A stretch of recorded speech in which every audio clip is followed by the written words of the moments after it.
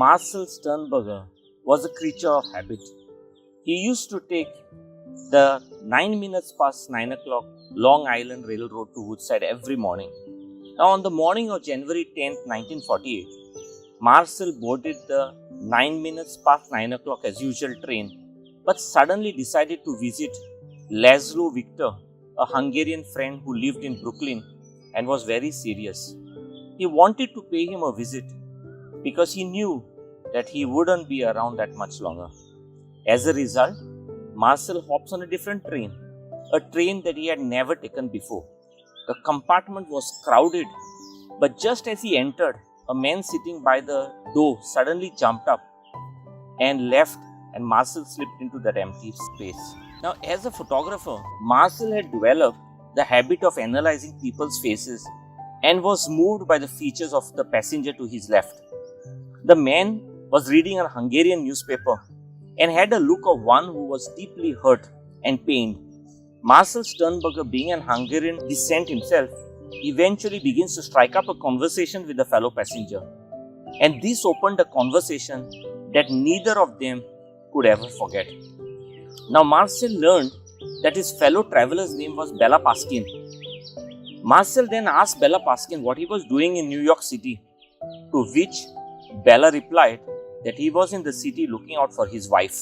Now, Bela Paskin then said, "Well, my wife and I used to live in Debrecen in Hungary, and during the war, I was taken away and made to work in Ukraine, burying the Germans dead.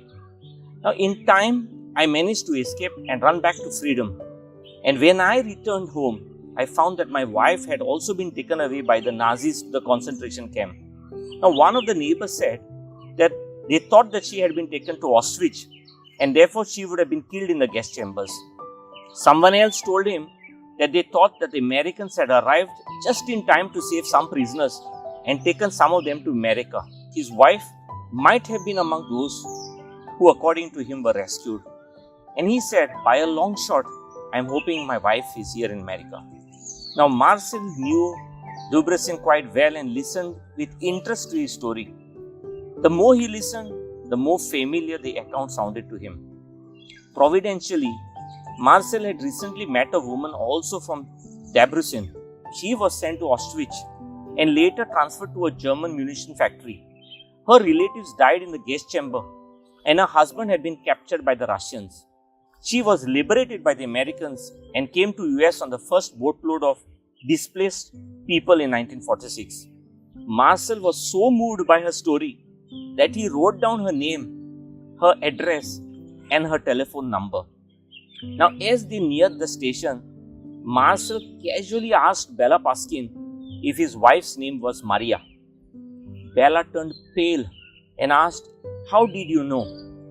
And when they got off the train, Marcel took him by the arm, led him to the phone booth, and dialed the number that he had. Marcel handed the phone to Bela, urging him to be calm and advising him that he was about to witness one of the greatest miracles. Both Bela and Maria were crying hysterically. Marcel took the phone and told Maria that her husband would be there in only a few minutes. He hailed a cab, gave the address, paid the fare, and sent him on the reunion of his dreams. Friends, skeptical persons will no doubt attribute the events of that memorable afternoon to mere chance or rather occurrence. But was it chance that made Marcel Sternberger suddenly decide to visit his sick friend and hence take the subway line that he had never taken before?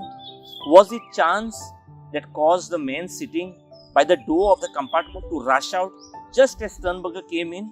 Was it chance that caused Bela Paskin to be sitting beside Sternberger reading a Hungarian newspaper? Was it just an occurrence? Was it a coincidence? Or was it providence that afternoon? From a human perspective, it certainly appears that the unlikely reunion between Maria and Bela Paskin were only a coincidence. However, they were far from that. They were orchestrated from an all-knowing and all-seeing God. Have you ever experienced a series of seemingly random events that somehow aligned and caused you to be in the right place at the right time, or absent from where you were expected to be at what turns out to be the wrong time? These Random things happen to us all the time, but we often write them off as coincidences. But they are not. It is the providence of God, and providence is the protective care of God. Friends, in my own life, there are countless events that were more than ordinary occurrences or coincidences. They were God's divine intervention and was the hand of God at work. Such occurrences of divine providence, small and large, intersect everyone's path every day. Look closely and you will see God silently at work in your own life. We walk around with the myth that we are in control or we control our destinies. However, there is a limited, finite amount that we are in control of. What we control are our choices and our responses. Our choices provide the illusion of us being in control, but we are dots in this world's landscape. So our control is huge to us, but minuscule in the grand scheme of things, because there is so much that we do not and cannot control. It is providential that our destinies are intertwined, and the great intertwiner is God. He alone allows the timely preparation for future eventualities. He sees how the strand of the braid will affect the other, and that when they are woven together, they make a beautiful masterpiece. Ravi Zacharias, in his book The Grand Weaver, How God Shapes Us Through the Events of Our Lives, recalls a visit to the northern city of India in Varanasi, known for making the best wedding saris in the world. Now, with such intricacy of details, he said that he expected to see some elaborate system of machines that would boggle the mind in production.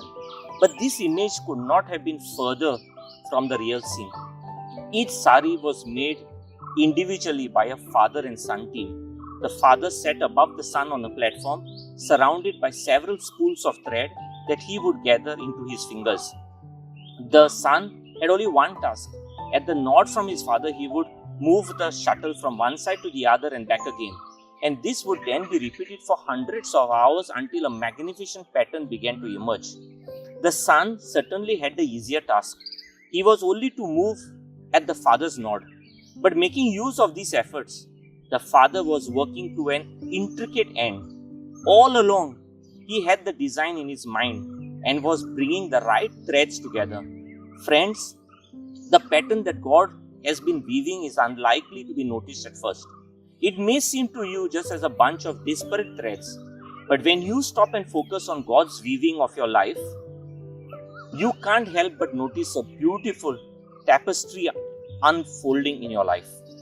God alone can weave a pattern from a disparate threads of our lives, whether suffering, success, joy, or heartache, and fashion a magnificent design.